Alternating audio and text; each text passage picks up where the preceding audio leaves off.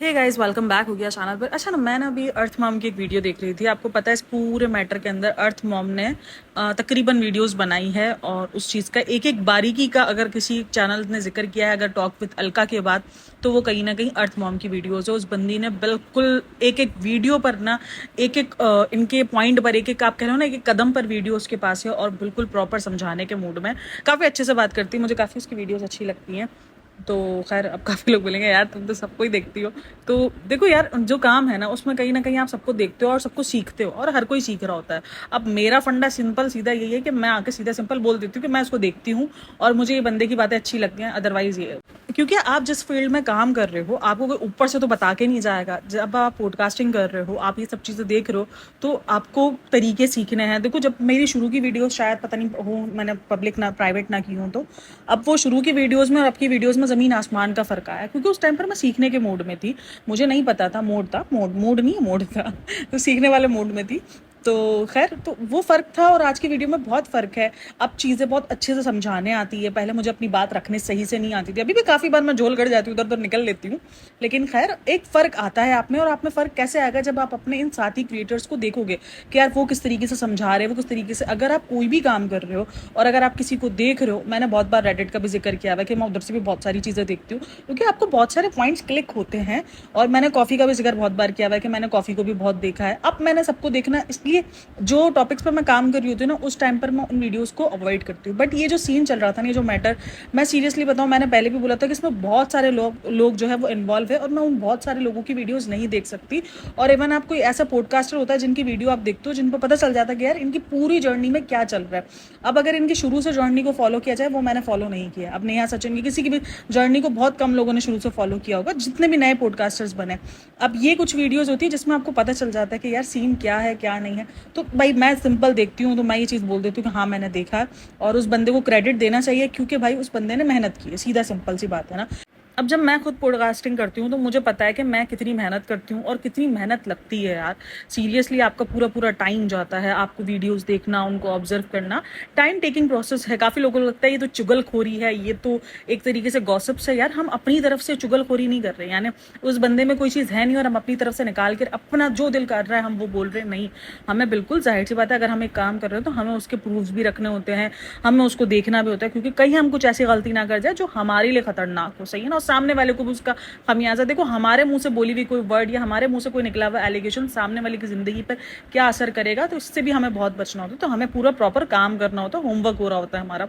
तो यही चीज़ होती है। और मैं अर्थ मॉम की वीडियोस ना अभी रिसेंट, मैं पहले देखना मैंने बीच में बंद कर दिया था, मैं नहीं देखती थी वीडियोस, लेकिन अभी जब से ये सचिन नेहा का टॉपिक चला है तो कभी कभार मैं उनकी वीडियो को प्ले कर लेती हूँ और मुझे वो दिखती है वीडियो।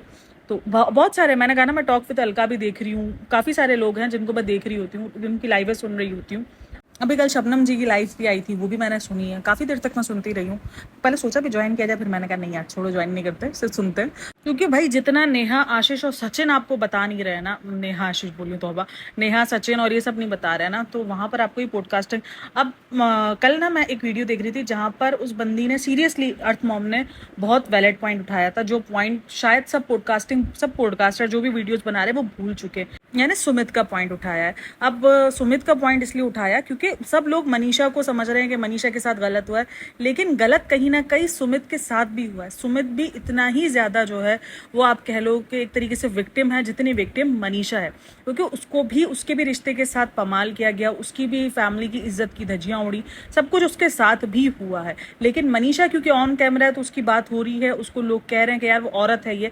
लेकिन यहाँ पर ये ना कि मर्द को अगर एक तरफ पे माफी बहुत जल्दी मिलती है तो मर्द को निगलेक्ट भी इतना ही किया जाता है।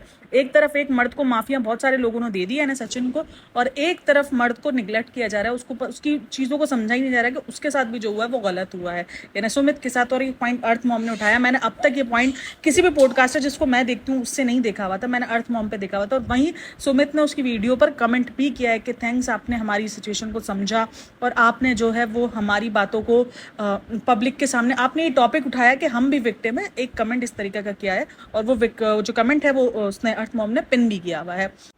क्योंकि भाई कहीं ना कहीं सुमित की फैमिली भी विक्टिम है। उस बंदे ने जिस तरीके से मंगनी की, जिस तरीके से उसने उसकी बेटी को निभाया, उसकी बेटी को अपनाया उस तरीके से, आज जब पता चल रहा है कि उसने उसकी दी हुई रिंग तक नहीं पहनी है।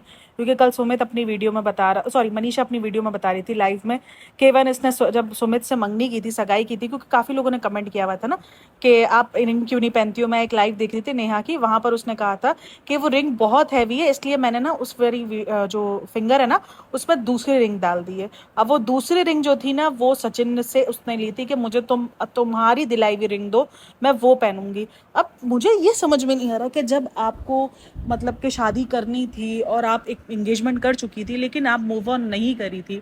आपने मूव ऑन मतलब आप 10-11 तारीख तक उसी बंदे के साथ लगी हुई थी और उसी बंदे के साथ आप मोहब्बत की पींगे आप कह लो कि एक लड़ा रही थी। तो आपने फिर उस बंदे को क्यों घसीटा अपने बीच में, यानी सुमित को आपने उस बंदे की जिंदगी के साथ क्यों खेला। मतलब कि खेलना ही हुआ ना एक तरीके से। कितना ज्यादा अभी वो भी मेंटल प्रेशर पर होंगे, सोसाइटी का प्रेशर के यार, क्योंकि पूरी शादी एक तरीके से सोशल मीडिया पर आई, एंगेजमेंट। और जब कोई फैमिली सोशल मीडिया पर ना हो और उसका कोई बंदा अचानक से सोशल मीडिया पर आ जाए तो वैसे ही पूरा खानदान में हल्ला गल्ला मच जाता है कि यार ये बंदा सोशल मीडिया पर आया। अब जब ये सच्चाई सामने आई होगी तो उनको कितना कितना टॉर्चर सहना पड़ेगा। और अब तक सुमित जो है वो सामने नहीं आया है। हाँ, जो चैट्स आई हैं सामने कि सुमित कहीं ना कहीं डबल क्रॉस सुमित भी कर रहा था, नेहा भी सुमित को कर रही थी। अब कौन इसमें कितना इन्वॉल्व रहा, क्योंकि एक तरफ सचिन का कहना है कि सुमित ने मुझे कहा, सुमित ने मुझे हिम्मत दी है कि तुम जाओ आगे बढ़ो, इस बंदी की सच्चाई सामने लाओ।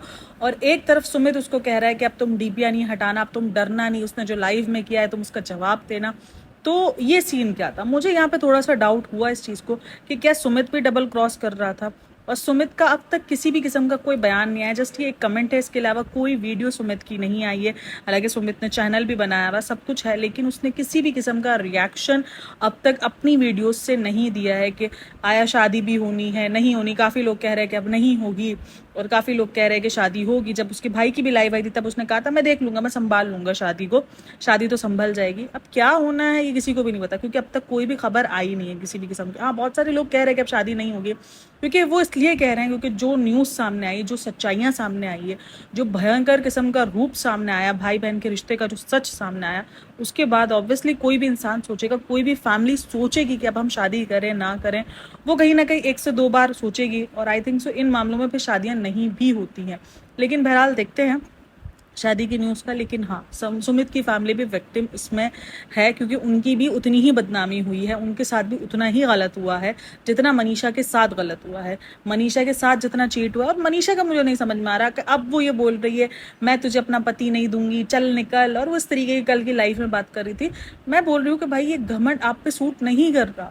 सीरियसली काफ़ी लोग बोल रहे हैं कि आपको इसी घमंड में रहना चाहिए, लेकिन ये सूट नहीं कर रहा है। आप अपनी जगह सही खुद करवा रही हो, क्योंकि आप ये घमंड अब दिखा रही हो, जब आपको दिखाना चाहिए था तब आपने नहीं दिखाया। ये आपको लात मारा हुआ शौहर मिला है।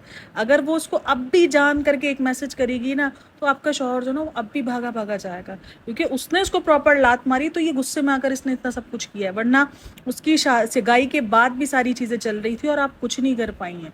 तो अब ये एटीट्यूड नहीं सूट कर रहा। सीरियसली आपको एटीट्यूड दिखाना ही नहीं चाहिए। और जिस तरीके से वो अपने शौहर को देवता बनाने पर तुली हुई है, बट सॉरी टू से वो देवता नहीं है।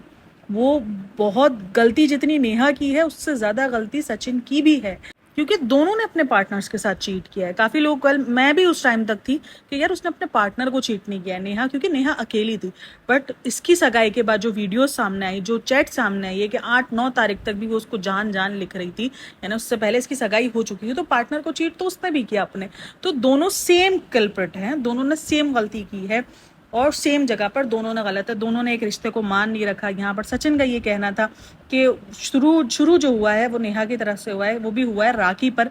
जब मैंने उसको कहा था कि भाई मैं अगले जन्म में ना मैं आपका सगा, मैं चाहूँगा कि आप मेरी सगी दीदी बनकर आए, तो उसने कहा कि नहीं मुझे दीदी नहीं बनना, मुझे तो कुछ और बनना है। तो उसने कहा क्या, तो उसने बोला मुझे तुम्हारी बीवी बनना है। तो ये कहानी सारी स्टार्ट हुई है, वो वहाँ से स्टार्ट हुई है। और उसके बाद जो हिंट दिया गया उस कहानी के स्टार्ट होने का, वो हिंट ये दिया गया कि जब भाई की शादी हुई थी ना उसके बाद, यानी क्योंकि उस टाइम पर ऐसा होता ना कि भाई की शादी हुई, जो मनाली वाला ट्रिप था उसमें ये था कि कपल्स थे, और नेहा वहां पर अकेली थी, तो इसकी वजह से कहीं ना कहीं उसकी अकेलापन और ये तन्हाई, ये सब कुछ मिल मिला के दोनों में अफेयर शुरू हुआ और वो अफेयर आज इस मकाम पर पहुंचा।